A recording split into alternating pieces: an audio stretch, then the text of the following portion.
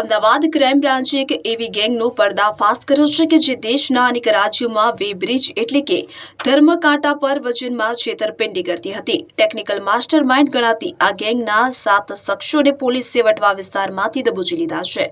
વાહનોનું વજન માપવા માટે વાપરવામાં આવતા ઇલેક્ટ્રોનિક મશીનો સાથે છેડછાડ કરતી ગેંગ હવે પોલીસની પકડમાં છે। અમદાવાદ ક્રાઇમ બ્રાન્ચને બાતમી મળી હતી કે એક ગેંગ ખાસ પ્રકારની ચીપ અને સોફ્ટવેરની મદદથી વે બ્રિજની સિસ્ટમ હેક કરી રહી છે। આ ગેંગ વાસ્તવિક વજન કરતા ઓછું કે વધારે વજન બતાવી માલિકોને આર્થિક ફાયદો કરાવી આપતી હતી અને તેના બદલામાં કમિશન મેળવી લેતી હતી। ટેકનિકલ છેડછાડની જો વાત કરીએ તો આરોપીઓ વે બ્રિજની ઇલેક્ટ્રોનિક સર્કિટમાં ખાસ ચીપ બેસાડી દેતા હતા। રિમોટ કંટ્રોલ કે સોફ્ટવેરની મદદથી તેઓ સ્થળ પર જઈ વજનમાં ફેરફાર કરીને ગેરરીતિથી રસીદો બનાવતા હતા। આ ગેંગે વિવિધ કંપનીઓના નામે બોગસ સેટઅપ ઉભા કર્યા હતા। ક્રાઇમ બ્રાન્ચે વટવા જીઆઈડીસી ફેસ 3 વિસ્તારમાં સર્જિકલ સ્ટ્રાઇક જેવી કાર્યવાહી કરી 7 આરોપીઓને ઝડપી પાડ્યા છે। તેમની પાસેથી ઇલેક્ટ્રોનિક ઉપકરણો સહિત અંદાજે ₹19,10,400નો મુદ્દામાલ જપ્ત કરવામાં આવ્યો છે। પકડાયેલા આરોપીઓની જો વાત કરીએ તો હેમંત કુમાર વિજયલાલ રાવળ, સંજય હેમંતલાલ રાવળ, વિજયલાલ ગોવિંદલાલ ઠાકોર, મનોજભાઈ શામળભાઈ રાવલ, વિનોદભાઈ નાગરભાઈ પટેલ, મુકેશભાઈ સુરેશભાઈ પટેલ, સુનિલ અશોકભાઈ પટેલ નો સમાવેશ થાય છે। આ ગેંગ દેશના કયા રાજ્યોમાં સક્રિય હતી ને અત્યાર સુધી કેટલા વે બ્રિજ પર આ પ્રકારની છેતરપિંડી કરી છે તે અંગે ક્રાઇમ બ્રાન્ચે ઝીણવટભરી તપાસ હાથ ધરી છે। આ ભાંડાફોડ બાદ ઉદ્યોગ જગતમાં પણ ખળભળાટ મચી ગયો છે।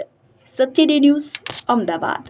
ગુજરાત રાજ્ય અને ગુજરાતના કેટલાક પડોશી રાજ્યો જેવા કે એમપી, રાજસ્થાન અને મહારાષ્ટ્ર એના વિવિધ જગ્યાઓ ઉપર જેટલા પણ સળિયાના અથવા સ્ક્રેપના વેપારીઓ છે તેમની સાથે એકચ્યુઅલ વજનમાં છેડખાની કરી તેમને આર્થિક નુકસાન પહોંચાડતો હોવાની એક માહિતી અમને મળેલ, જેની ઉપર હ્યુમન સોર્સ અને ટેકનિકલ સોર્સથી કામ કરેલ તે દરમિયાન અમને માહિતી મળેલ કે આ ગેંગ સાથે સંકળાયેલા કેટલાક મેમ્બરો કોઈ એક ચોક્કસ જગ્યાએ મળવાના છે। તો એ જગ્યાએ અમે વોચ રાખી રેડ કરી આ ગેંગ સાથે સંકળાયેલા ટોટલ 7 આરોપીઓને અમે એરેસ્ટ કરેલા છે, જેમાં છે હેમંત કુમાર, સંકેત રાવલ, વિજય ગોવિંદ ઠાકોર, મનીષ રબારી, વિનોદ પટણી, મુકેશ પટણી અને સુનિલ પટણી।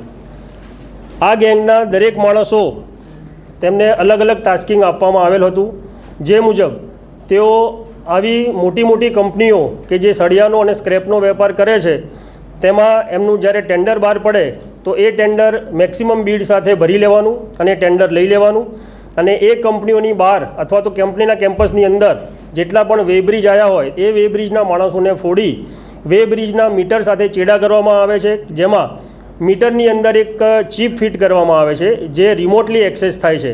તો જ્યારે પણ લોડેડ ગાડી એ વે બ્રિજ ઉપર આવે ત્યારે તેના એકચ્યુઅલ વજન કરતાં ઓછું વજન બતાવે, જે રિમોટલી એ લોકો પહેલેથી જ 5 કે 10 ટન ઓછું કરી નાખતા હોય। પ્રાથમિક પૂછપરછ દરમિયાન એવું જાણવા મળ્યું છે કે છેલ્લા 4-5 વર્ષથી આ પ્રવૃત્તિ આ સિન્ડિકેટ ચલાવે છે, જેમને પ્રાથમિક પૂછપરછ દરમિયાન જાણવા મળ્યું છે કે એક રજનીશ કશ્યપ નામનો એક વ્યક્તિ છે એમપીનો, તેના દ્વારા આ ચીપ અને રિમોટ પૂરા પાડવામાં આવે છે। તે સિવાય 1-2 વ્યક્તિ એવા પણ છે કે જે દિલ્હી અને નોઈડાના રહેવાસી છે, તેમની પાસેથી પણ આ લોકો આ ચીપ અને રિમોટ મેળવે છે। હાલ તો કોઈનો આ ગુનાને લગતો કોઈ ગુનાહિત ઇતિહાસ જાણવામાં નથી આવ્યો, પણ આમાંથી ઘણા એક જ સમાજના છે અને એકબીજાની જોડે આ કામથી સંકળાયેલા હતા। એ દરમિયાન એકબીજાની ઓળખાણ થઈ અને એ દરમિયાન આ લોકો આ સિન્ડિકેટ ચાલુ કરી। પ્રાથમિક પૂછપરછ દરમિયાન આ લોકોએ કન્ફેસ કર્યું છે કે ગુજરાત, મહારાષ્ટ્ર, રાજસ્થાન અને એમપીમાં ઘણી બધી જગ્યાએ લોકોએ આ પ્રકારનું કામ કર્યું છે। તો એમના ડિટેલ ઇન્વેસ્ટિગેશન દરમિયાન જે પણ ભોગ બનનાર છે તેમને બોલાવી અને કાયદેસર કાર્યવાહી કરીશું। આ ચીપની મૂળ કિંમત પૂછપરછ દરમિયાન જાણવા મળ્યું કે 40,000 થી 50,000 રૂપિયા હોય છે અને એ ચીપ જે આવે છે એ રિમોટ સાથે એટેચ હોય છે, વાયરલેસ।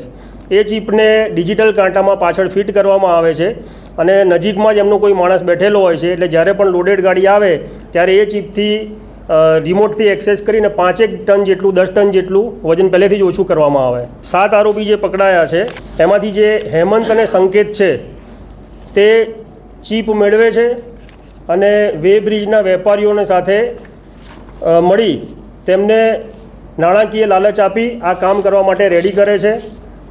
પછી વિજય ઠાકોર અને મનીષ રબારી જે છે તે કંપનીના માણસોને અંદર ફોડવાનું કામ કરે છે અને આ બધો જ ખરીદાયેલો અથવા તો આ રીતે મેળવેલો માલ જેનો નિકાલ કરવા માટે વિનોદ, મુકેશ અને સુનિલ પટણી એ આમાં સંડોવાયેલા છે.